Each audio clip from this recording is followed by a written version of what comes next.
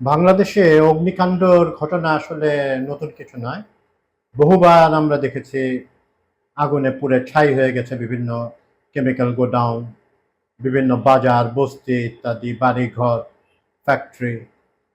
কিন্তু একটি এয়ারপোর্টে, বিশেষ করে ঢাকায় অবস্থিত আন্তর্জাতিক হজরত শাহজালাল আন্তর্জাতিক বিমানবন্দরে আগুন লাগবে, সেটা আসলে অপ্রত্যাশিত ছিল, কম করে বলতে হলে। তো সেই অপ্রত্যাশিত ঘটনাটি ঘটল, অপ্রত্যাশিত এবং অত্যন্ত দুঃখজনক ঘটনা, যে কার্গো হাউসে আমদানি, যেখানে আমদানিকৃত পণ্যসমূহ রাখা হয়, সেখানে আগুন ধরে গেল এবং পুড়ে ছাই হয়ে গেল। মালামাল হয়তো কিছু টুকটাক উদ্ধার হয়েছে, বাট মানে বেশিরভাগ অংশই, বেশিরভাগ বলতে প্রায় সব কিছুই পুড়ে ছারখার হয়ে গেল। যেহেতু এই আমদানি সেকশনটাতে জায়গা কম এবং খোপ খোপ রাখা হয়, এবং যেসব জিনিস এগুলো এগুলো আপনার তো যেগুলো আসে, দামি পণ্যই তো আপনার প্লেনের মাধ্যমে আসে, এয়ার ফ্রাইটে আসে, এয়ার কার্গোর মাধ্যমে আসে। তো সেখানে অনেক ইলেকট্রনিক্স গুডস ছিল, ব্যাটারিজ ছিল, কেমিক্যালস ছিল, মানে খুবই হাইলি ফ্লেমেবল, খুব সহজে আগুন লেগে যেতে পারে, এরকম অনেক কিছুই ছিল। এই জন্য আগুনের লেলিহান শিখা দ্রুত বিস্তার লাভ করে, এবং এটা নিয়ন্ত্রণে আনতে ফায়ার সার্ভিস, এয়ারফোর্স, সিভিল এভিয়েশনের নিজস্ব ব্যবস্থা, আনসার, মানে বিভিন্ন সেনাবাহিনী, ওনারা সবাই মিলেও ৩৭ ইউনিট ফায়ার ফাইটিং ইউনিট কাজ করেও সহজে এটা নিয়ন্ত্রণে আসতে পারেন নাই। যদিও এটা ভালো ব্যাপার যে ওনারা, মানে সিভিল এভিয়েশন কর্তৃপক্ষ রাত ৯টার ভিতরে, ঘটনা ঘটে তিনটার আশেপাশে, তো রাত ৯টার ভিতরে ওনারা ফ্লাইট চালু করতে সক্ষম হন। তো যেই সময়টুকু বন্ধ ছিল, তো সেই সময় সিলেট, চিটাগং এবং কলকাতায় রাখা হয়, এবং সিলেট চিটাগংয়ের অবস্থা বেশ জটিল হয়ে পড়ে। কিন্তু সেটা মুখ্য বিষয় নয়। মুখ্য বিষয় হচ্ছে এটাকে, আগুনটি কিভাবে লাগলো সেটা নিয়ে নানা রকমের জল্পনা কল্পনা ছড়িয়ে পড়েছে। এটা কি নিছক দুর্ঘটনা? আমরা ধরে এখন এয়ারপোর্টে এত কঠিন নিরাপত্তা ব্যবস্থা থাকে বা থাকার কথা, সেখানে এরকম একটা দুর্ঘটনা, এবং এমন দুর্ঘটনা যেখানে এমনই আগুন লাগলো যে দ্রুত নেভানো গেল না, ঘন্টার পর ঘন্টা অশেষ চেষ্টা, মানে প্রচন্ড পরিশ্রম করে ফায়ার ফাইটার্সরা এবং অন্যান্যরা যাদের সাহায্যকারী ছিলেন, তারা আগুনটা মোটামুটি নিয়ন্ত্রণে আনতে সক্ষম হন। কিন্তু এটা তো সাধারণত হয় না এরকম। আমাদের চিটাগং পোর্টে ২-১ বছর আগে একটা অগ্নিকাণ্ড হয়েছিল, এবং ফায়ার ফাইটাররা আসলে আন্তরিক কাজই করেছেন, অনেকে অসুস্থ হয়ে পড়েছেন প্রচন্ড হিট এবং ইয়েতে, আগুনের নিয়ন্ত্রণের কাজে। একটা কারণ অবশ্য এটাও ছিল, এই কেমিক্যালস ইলেকট্রনিক্স থাকার সাথে উইন্ড বেশ জোরালো ছিল। আমি আমি যখন আগুন লাগে, আমি গুলশান এরিয়ায় ছিলাম, এবং আধা ঘন্টা ৪০ মিনিটের পরে আগুন লাগার, আমি ছাই, আমার গাড়িতে ছাই পড়তে থাকে, এবং আমার আমার গায়েও কিছু ছাই পড়তে থাকে, মানে ওখানে কার্গোতে ভস্মীভূত যে যেটা বাতাসে উড়ে যায় এবং ছাই পড়ে। একটা পুরা মেঘ আমরা দেখতে পাই পুরা শহরের অনেক অনেক দূর পর্যন্ত, এয়ারপোর্ট থেকে অনেক দূর পর্যন্ত। আবার এয়ারপোর্ট ছাড়িয়েও নিশ্চয়ই উপরে উত্তরাই কভার হয়ে গেছে, তীব্র যানজট হয়। হ্যাঁ, ফিরে আসছে হচ্ছে কারণ নিয়ে সন্দেহ করা হচ্ছে যে এটা দুর্ঘটনা নাও হতে পারে। প্রথম কারণ হচ্ছে যে আমরা জেনেছিলাম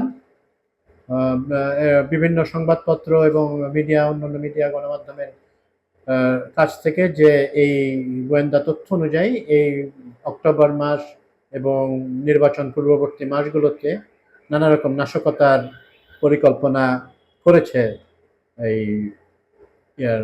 যারা পতিত সরকার, আওয়ামী লীগ সরকার। তো মানে আওয়ামী লীগ এখন তো আর সরকার নাই, আওয়ামী লীগের, তাদের তো আওয়ামী লীগ, এবং তাদের তো টাকা পয়সার অভাব নাই, এবং তারা বারবার বলছেন, প্রকাশ্যে ঘোষণা দিয়ে বলছেন আর্সন করার। তো এখানে তো আপনার এটা তো একটা কি ইনস্টলেশন বা কেপিআই, এখানে সতর্ক থাকা উচিত ছিল আরো।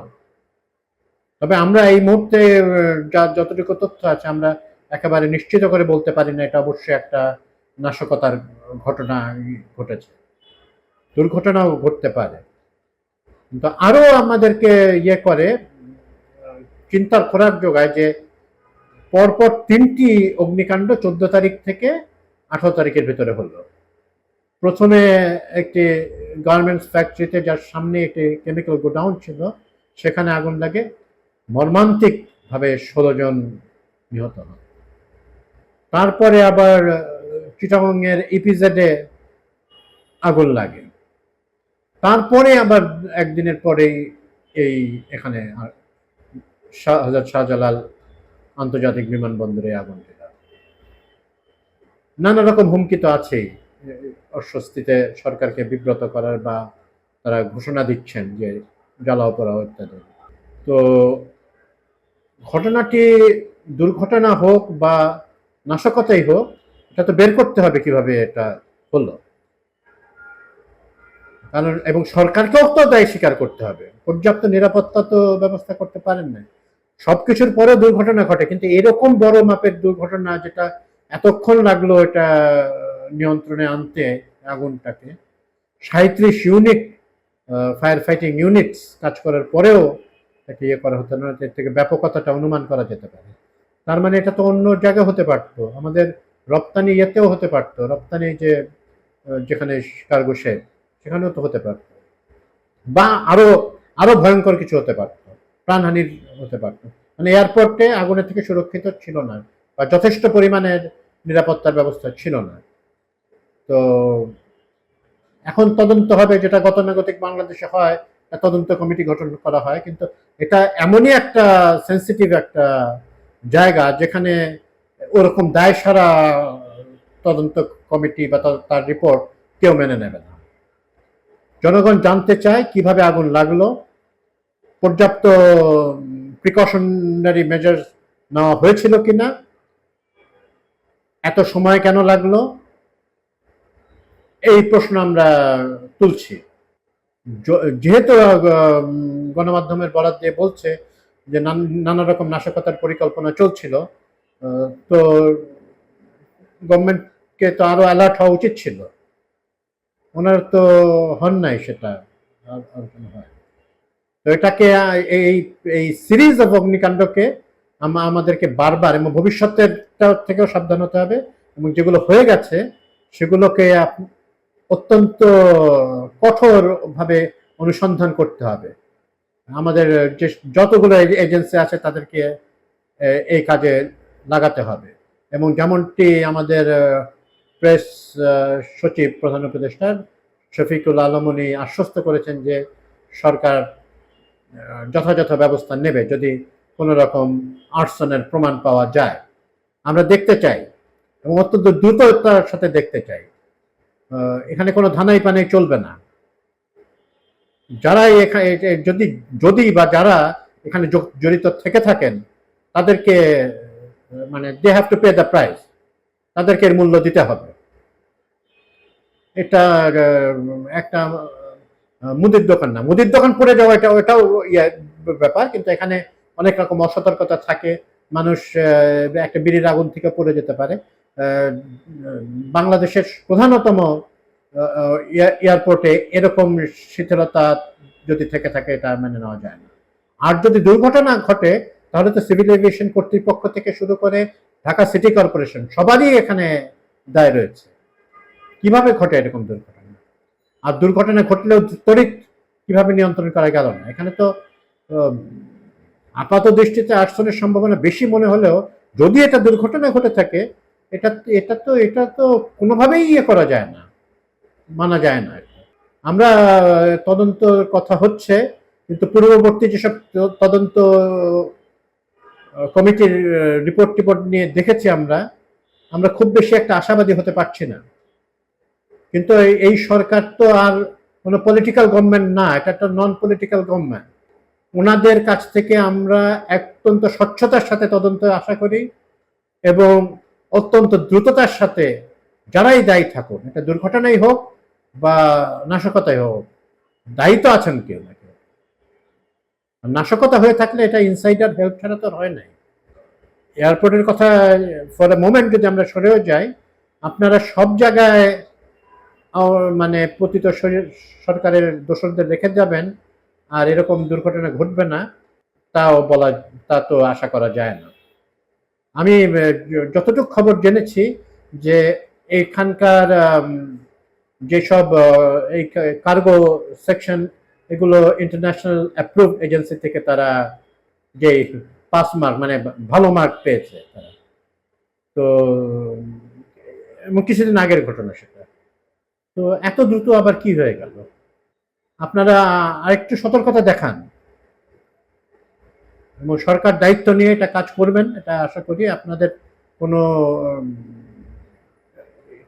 কোনো রকম ধানাই পানাই বা অন্যরকম এটাকে ডিরেইল করার কোনো রকম সম্ভাবনা করার কোনো কারণ তো আপনাদের নাই। আপনারা তো কোনো পলিটিক্যাল এজেন্ডা পারপাস সার্ভ করতে আসেন নাই।